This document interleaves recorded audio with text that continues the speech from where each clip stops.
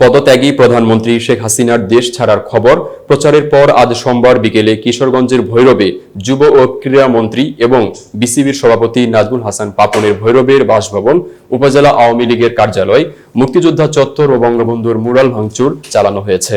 অগ্নিসংযোগ করা হয় ঢাকা-সিলেট মহাসড়কের ভৈরব বাসস্ট্যান্ড এলাকায় অবস্থিত নাজমুল হাসান পৌর পার্কে। এছাড়া ঢাকা-সিলেট মহাসড়কের ভৈরব বাসস্ট্যান্ডে এলাকায় অবস্থিত উপজেলা আওয়ামী লীগের সাধারণ সম্পাদক জাহাঙ্গীর আলমের মালিকানাধীন দর্শন সিনেমা হল ও ওয়ার্ড আওয়ামী লীগ সভাপতি মিন্টু মিয়ার মালিকানাধীন জান্নাত রেস্টুরেন্টে ব্যাপক ভাঙচুর চালানো হয়।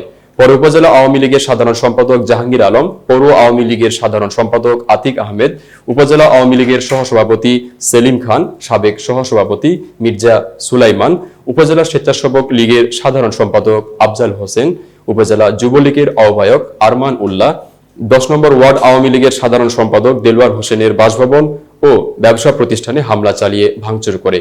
ভাঙচুর চালানো হয় 9 নম্বর ওয়ার্ড আওয়ামী লীগ সভাপতি ও পৌর কাউন্সিলর মোমেন মিয়ার ব্যক্তিগত কার্যালয়ে।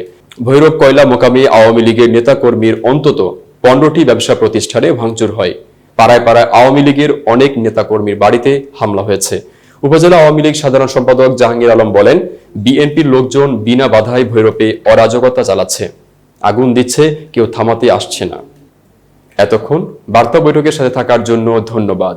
নতুন নতুন তথ্য ও সংবাদ পেতে বার্তা বৈঠকের ইউটিউব চ্যানেল ও ফেসবুক পেজের সাথেই থাকুন।